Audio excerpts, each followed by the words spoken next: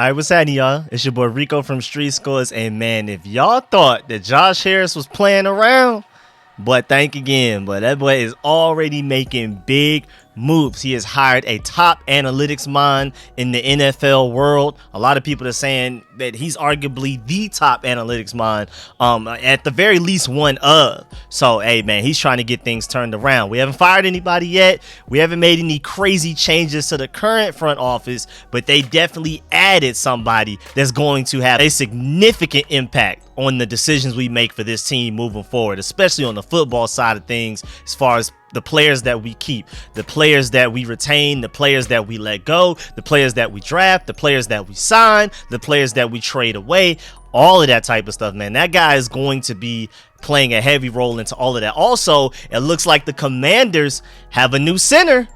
Nothing's been confirmed yet. Ron Rivera hasn't come out and said it just yet, but it definitely looks like we're experimenting with a new center. Well, he's not a new center burgundy and gold wise, but he's a new center 2023 regular season wise. Also, the Commanders look like they're finally getting their 2022 second round pick back. This man has played less than a game so far in 2 years, and it looks like we may get him back at the very least within 21 days. So we got to check in with Fedarian Mathis. And of course, I'm going to do an overall injury update for everything going on. We've had practices on Wednesday and Thursday. So I'm going to tell you who looks like they're very likely to play against the Eagles and who may not be able to make it. And before we dive into all of that, make sure you stiff arm that like button, stiff arm the subscription button, and stiff arm the bell next to that subscription button so you get notification each and every time I release an informative and opinionated video just like this one.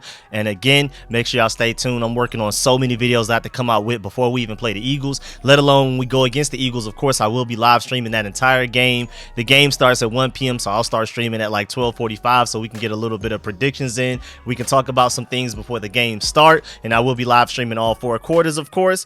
Also, if you want to support the channel, because again, YouTube is tripping, you can donate to the Cash App $RicoScores or to the PayPal WilliamHC94@gmail.com. All of that information is in the link in the description and all of that of this video, every video, every live stream. So again, if you want to support the channel, that's the way that you can do it. And without further ado, man, let's go ahead and get to this video. Let's get it. You tell your family you can be a commander.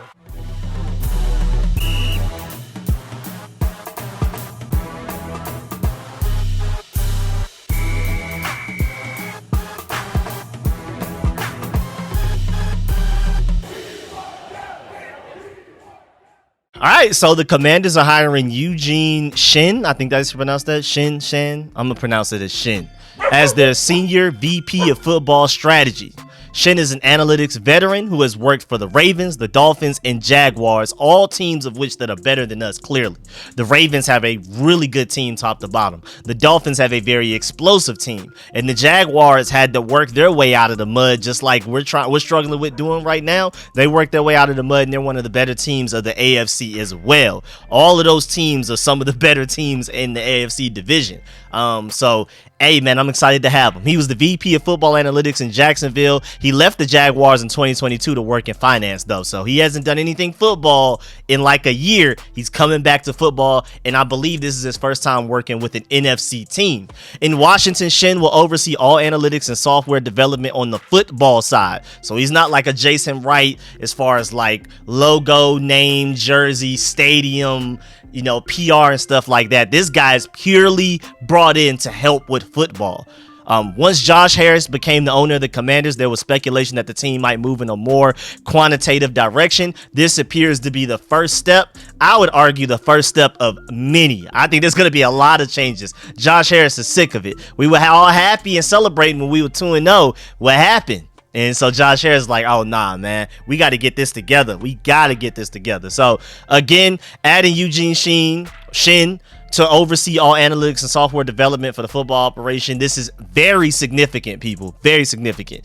To read it from the Commanders' words themselves, straight from the Commanders, the Washington Commanders today have announced Eugene Shin as the team's senior vice president of football strategy. Shin will oversee all of that I just said. Shin arrives in Washington with experience in both coaching and personnel analytics at the NFL level. He previously served as vice president of football analytics for the Jacksonville Jaguars, overseeing all data and analytics for the entire football operation.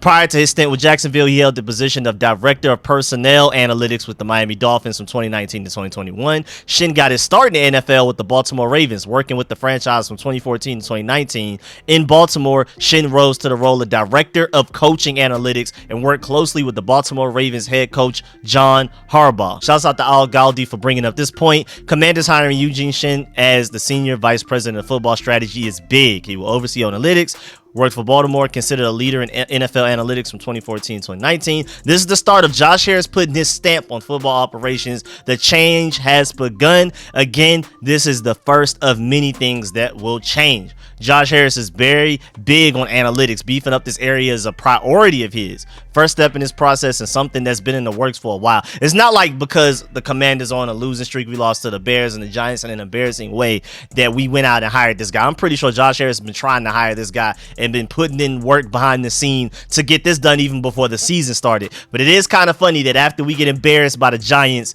the way we did, and then that's 2 weeks after we got embarrassed by the Bears a couple of weeks ago, it is kind of funny that it seems like, all right, I've had enough, let's go get this guy. But no, I'm pretty sure that's not how that went. I'm pretty sure this has been in the works behind the scenes for a long time. And it's also funny too, because it seems like the game after Rivera that forgot that he had timeouts in that game that we easily could have used several times when we needed them, we immediately go out to get John Harbaugh's former Director of Coaching Analytics. I like it. Also, shouts out to Tej Seth for bringing this up, because this is a great point. The NFC East analytics arm race continues. The Eagles and Giants lean on their analytics staffs and get a playoff appearance and Super Bowl appearance in the Eagles case out of it, having really good advanced reports and making the right in-game decisions. The Cowboys spend this offseason bolstering their analytics department and have it in a really good spot right now. Now the Commanders under new ownership hire a really sharp person to start leading their analytics turnaround as well. So it's kind of a good and a bad thing. The great thing is that now we're finally doing something to keep up with the Eagles, Giants, and Cowboys. The Cowboys were third, but like I said, this is a good and a bad thing. The bad thing is, why are we the last team in our division to even start doing this type of stuff? Why are we the last ones to just dive head first into analytics? Maybe Dan Snyder just wasn't allowing people to pull the trigger on that. And maybe Ron Rivera, Martin Mayhew, Jason Wright, all of those guys, maybe they've been wanting to do this. And now that we have new ownership, he actually is like, signing off on these checks to get it done. I don't know, but it sucks to be the last team in the NFC East to do anything positive. But at the very least, we're doing what we need to do to keep up. I would have preferred if we were the first to do something and people need to do what they need to do to keep up with us. But at the very least, we're not falling behind anymore. We're technically the furthest behind because, he just got hired. He hasn't even made any decisions. He hasn't impacted the team in any way. And again, the Eagles and Giants have already been doing it for like a couple of years now. The Cowboys just spent their offseason doing it. So now they're already kind of in the full swing of things. We're going to be the last one to see the fruits of our labors as far as this analytics thing goes. But at the very least, we're on our way. We've taken the first step there. I'm really interested to see too, like, is this guy gonna be able to have a say in what we do with Chase Young and Montez Sweat before this trade deadline? The trade deadline is officially on Halloween, like this upcoming Tuesday, like in 5 days. We have 5 days to decide what we're gonna do as far as being buyers or sellers. Are we gonna just go complete rebuild, embrace the rebuild, fire everybody, trade away Sweat, Young, Cameron Curl, Curtis Samuel, Kendall Fuller, Antonio Gibson, all of these people that are already on the last years of their contracts? Or are we just going to stay put? Or are we going to be buyers and try to go head first into trying to make this season as successful as possible, this 2023 season? I don't know, but I'm really interested in seeing if Mr. Shin is going to have any impact on any of these decisions. For him to be able to step in and within 5 days to make franchise changing decisions would be crazy. But I wouldn't be surprised because Josh Harris clearly covets this guy, and a lot of people around the NFL, even outside of the Burgundy and Gold organization, clearly respect this guy and think he's one of the smartest people doing it. Shouts out my boy Burgundy Blog on Twitter. He brought up a great point. He said, after just some light Googling leads me to suspect that Eugene is immediately the smartest person in the building already. And that's kind of funny. I haven't done any deep research on him, but from everything that I'm hearing from everybody that's looked him up, again, people around the NFL and NFL circles, when they talk about him, everybody acts like he's immediately going to be literally the smartest person in our entire organization the day that we signed him today. I don't know who the smartest person was before he got here, but they no longer are, apparently, from everything that I'm seeing. Every source, every article, everybody is very high on this guy. Now, moving on, let's go ahead and talk about some injuries. Now, from a couple of days ago,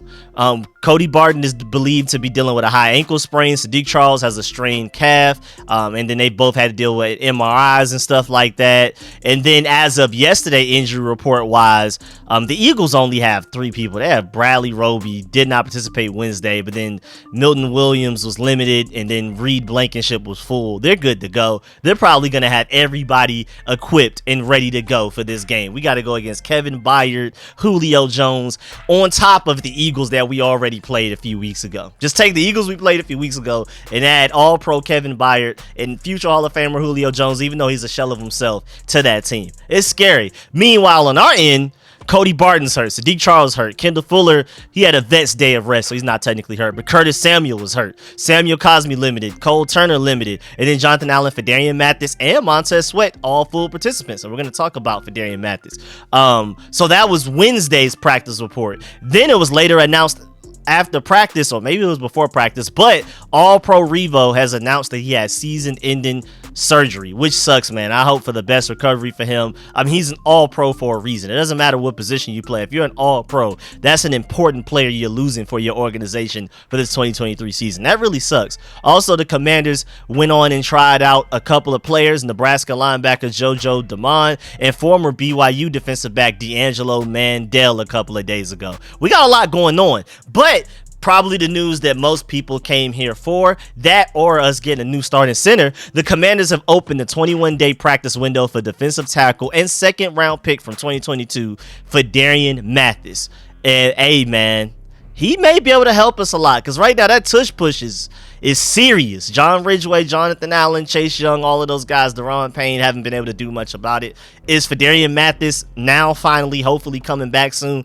Even though I'm not entirely sure if he'll be ready to go against the Eagles, but even though he has participated fully in practice yesterday and today, so maybe he is ready to go against the Eagles. He has a 21-day opening to where he could practice, to where like, all right, we got to take him off of IR, and he's got to come off of IR, or you got to put him back on there. He has to basically stay there for the rest of the season. But it doesn't look like we have to even worry about that 21-day window. It looks like he's ready to go. But Jack Del Rio, after practice today, was asked about the tush push and brotherly shove. He said, quote, "They do it better than anyone else in the league right now. We'll take our shot at it. We hope to keep them out of those situations. The less push tush or whatever the heck it is that we lined up against, the better." So they're basically, the strategy isn't necessarily to stop the tush push. It's to stop them from getting in situations to where it even makes sense for them to run that play. Stop allowing them to get into 4th and shorts. Make it like 4th and 3 at least, or stuff like that. That's basically his strategy to it, because basically he's saying it's impossible to stop. It's basically like cheating, but hey, man, it's kind of one of those things where it's like get good. It's like on one end, it's like get better. Like, you know, everybody should be able to do it. If they can do it, anybody can do it. We just suck at doing it. They're good at doing it, so we should stop complaining. But at the same time, football isn't meant to be played like that. It's so ugly. It's so disgusting. And anything that pretty much has a 99% success rate should not be allowed in football at all. There's a reason why they change rules every year, so that things can be balanced, so that things are up in the air, things have chance, luck gets involved, talent gets involved, you know what I'm saying, strategy gets involved. This thing is such an automatic first down that it just doesn't feel like it's meant for football. Again, right now it's in the rule book, so at the end of the day, how can we complain? The Eagles are doing it, why can't we doing it? But at the same time, it's not football. They got to take that out by hopefully next offseason, man. I hate it. Commanders defensive coordinator Jack Del Rio was asked if he has a better understanding of how to attack the tush push. He's completely just said no. I think the combination of the line, the quick center, the QB with the 1,000-pound squat, whatever it is, you add all those factors, they add up. So basically, there's nothing we can do. But again, the reason I'm bringing this up is because now that Fadarian Mathis should be back against the Eagles, making his season debut. I mean, it feels like he's basically making his rookie debut at this point, because he only played like one drive his rookie season last year in the first game of the season against the Jaguars, and then he got hurt in the preseason this year. This man hasn't even played a full quarter at the NFL level yet. Hopefully he can come in and impact this in some way. Also, Ron Rivera spoke yesterday and said something about the Commanders are considering a lot of things to improve their play up front. There could be a change at center. We'll see. Next thing you know, Thursday morning, things are getting a little crazy, man. First of all, we'll get to center. But first of all, Sadiq Charles, dealing with this calf injury, has not participated in practice yet. Him nor Cody Barton have participated in practice at all this week. Everybody else seems to be good to go, or at the very least they're progressing. Like, again, Curtis Samuel didn't participate in yesterday's practice, but he was limited today. Benjamin St. Juice, he wasn't even on the injury report yesterday, but something happened to where I guess he got a little banged up. He was limited today. Then everybody else, Samuel Cosme, Cole Turner, were limited. Now they're full, and everybody else is full. Then you just have Cody Barton and Sadiq Charles that haven't practiced at all this week. Highly doubt they play against the Eagles. If anything, they may even be out a week or two or more. We'll see how that goes. So again, Sadiq Charles dealing with this injury. So now we're starting to look at, okay, what are we going to do as far as left guard? Are we going to start Ricky Strongberg over there? Are we going to start Chris Paul? That's interesting. But then also, again, this morning, pre-practice, individuals, the only time that like the Commanders reporters like John Com and all of those guys are allowed to actually use their camera phones and take videos of what's going on, you had Tyler Larson snapping the ball to Sam Howell. And there's no use in wasting time at the NFL level. We have no time to waste time. If we're doing this in individual drills, that means we're probably getting them ready to do it in a game. Because otherwise, those reps could go to the guy that's actually going to do it. Nick Gates was terrible against the Giants. If you want him to improve, if you expect him to play against the Eagles, you would have him out there still snapping to Sam Howell to get a better flow of what they can do better to improve. But hey, if Tyler Larson is out there snapping the ball to Sam Howell, I know it's just pre-practice individual drills, but again, we have no time to waste time. I'm assuming he's your starting center going against the Eagles and moving forward. You got to remember last year with Tyler Larson as our starting center, we were 6-1-1. We were 1-6 without him. Now there are a lot of factors to play into that, but if anything, if he's just good luck, please start him at center. You know what I'm saying? Even if he's just good luck and for some reason we're more likely to win games with him at starting center, even if it's not him physically, even if it's not him talent or production wise, it's just an overall aura of winning that he brings. I don't care what it is. I don't care if it's juju. I don't care if it's voodoo. I don't care. If Tyler Larson leads to us winning more games, you start him at center. He should have started over Nick Gates a long time ago. But my boy Mark Bullock over there in the UK, make sure you subscribe to him on his Substack, all of that type of stuff, because he breaks down film all the time. Make sure you follow him on Twitter. He brings up a great point, and I completely agree with everything that he said in these couple of tweets. First of all, he said, pretty damning indictment of their offseason that they're benching one of their key free agent signings, one of their top 3 free agent signings, you could argue, as far as like splash. We finally signed somebody and gave him some decent money. And it isn't even for their 3rd round pick. We're benching our free agency signing, and it isn't even for our 3rd round pick to start. Like, what are we doing? And then Mark Bullock goes on to say, and yes, Strongberg could be playing left guard. Maybe there's a reason for that. I also understand wanting a vet at center to help a young quarterback who's only started, 6, 7, 8 games now.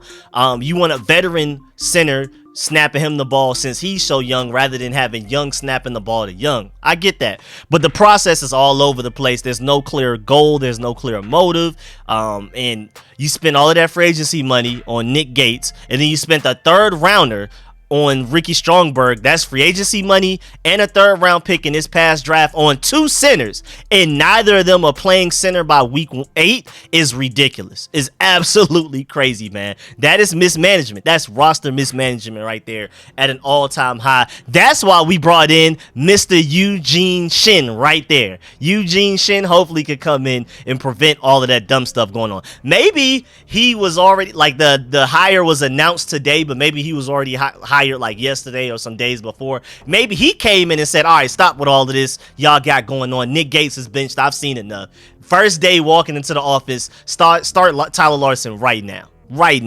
I'm still interested in seeing who's going to start a left guard for us. Is it going to be Ricky Strongberg or Chris Paul? I'm still surprised Chris Paul hasn't been given more chances, because I thought he looked really good in the chances he got, but they prefer Ricky Strongberg there. I prefer to go ahead and put Strongberg at center, Chris Paul at left guard. Maybe that's just me. That's talent wise though. Again, for reasons I've already stated, Tyler Larson, even if it's just good luck, if it's just non-tangible reasons why we're better off with him at center, I don't care. Go ahead and start him at center. Forget all argument. Forget all logic. Throw that out the window. 6-1-1 last year with Tyler Larson, 1-6 without him. Give me Tyler Larson. Also, it's really interesting too because Jack Del Rio said with Cody Barton out, someone else other than David Mayo will have to wear the green dot, which means, you know, that's going to be the guy that has the headset on and the helmet, listening to what Jack Del Rio tells the defense to do and telling the defense what they need to do to get everybody situated where they need to be. When Jamin Davis did that last year, when Cole Holcomb got hurt, he looked like he just was way less productive. It looked like he was thinking too much. He was thinking more and doing less. So he's better off not doing it. So maybe Cameron Curl, because at a certain point, Cameron Curl was wearing the green dot at times when Jamin Davis was struggling. We'll see, but it's just kind of crazy that you spent the 19th overall pick on Jamin Davis and he can't do that. If you wanted him to be a pure outside linebacker that can't be a Mike under any circumstances, can't handle the green dot responsibilities, why did you take him 19th overall in the first round in the first place? And it's even worse too because Christian Darrisaw is graded the best tackle in the NFL right now. Out of all tackles in the NFL, not just from his class, not out of all the young tackles, literally the best tackle in the NFL right now according to Pro Football Focus, and he went like pick 22 or something like that. And you know how bad we need offensive line right now? It's not a good look. Our linebacker can't do linebacker things. Even though I like Jamin Davis, I like how he's becoming better and more impactful, but he's not a Mike linebacker. That's what we need the most right now. So our linebacker isn't doing linebacker things as a first round pick, and our offensive line is struggling. Could have just got offensive line and we wouldn't be in this situation right now. But just again, the final injury report. If I had to guess right now, Cody Barton and Sadiq Charles are not playing. Curtis Samuel's limited, but maybe he'll be all right by the time we get there. He's typically on the injury report, but ends up usually playing. He hasn't missed a game yet this season. And then you have Benjamin St. Juste, where I'm not exactly sure because he wasn't hurt. He wasn't even on the injury report at all Wednesday. Something happened to where he ended up on the injury report today and he was limited. So I'm assuming he was practicing. Something happened and then they had to cut his practice short. We'll see what he looks like Friday. But everybody else, Fadarian Mathis, even though he's still not even officially off of the IR, they just opened up the 21-day practice window, he looks like he's good to go. Montez Sweat, Jonathan Allen, Cole Turner, Samuel Cosme, all of those guys look like they're good to go as well. So we should be a fairly healthy team. Not as healthy as the Eagles, but we got to take what we can get, man. But yeah, man, that's the end of this video. Please get in the comment section. Let me know how you feel about everything discussed in this video. Please stiff arm that like button, stiff arm the subscription button, and stiff arm the bell next to that subscription button so you get notification each and every time I release an informative and opinionated video just like this one. Again, I have so many videos in store that I need to get out the way before we get to this Eagles game, so stay tuned because I'm probably going to have to start uploading 2 videos a day at this point because it's just so much stuff. Should we be buyers or sellers before that trade deadline on Tuesday? I still have a huge advanced stats breakdown from that Giants game and just overall our overall season so far, how terrible we are in certain ways, but also how fantastic some of our players have been in spite of how bad we've been as an overall team. You'll be surprised at some of the players that are showing out and having really good seasons, but people just don't notice because our season overall has been bad. So I have that video as well. Still got to do a preview breakdown of the Eagles, or how we can beat them, what we did against them last week or what we did against them last year to beat them, what we did against them a few weeks ago to go into overtime with them. What were some of the positives we could take from that to repeat? What were some of the things we did wrong that we can fix? All of that type of stuff. So I'm working on that video. So again, man, stay tuned for all of the content. I will be live streaming that Eagles game as well, all 4 quarters. And again, if you want to support the channel because YouTube is tripping right now, you could donate to the Cash App, $RicoScores. If you donate while I'm not, like, after I'm done making a video, or if I'm not currently live streaming, I will shout you out the next video or live stream. The next time I'm on camera, I'm talking in front of a camera, I will shout you out and thank you, man, because I really do appreciate it. Again, YouTube is tripping right now, so the Cash App is $RicoScores. All of the information is in the description of this video, every live stream. And of course, if you want to use PayPal, WilliamAC94@gmail.com there as well. So man, I really appreciate y'all. Make sure y'all stay tuned for all the content. I'm gonna catch y'all later. I'm out.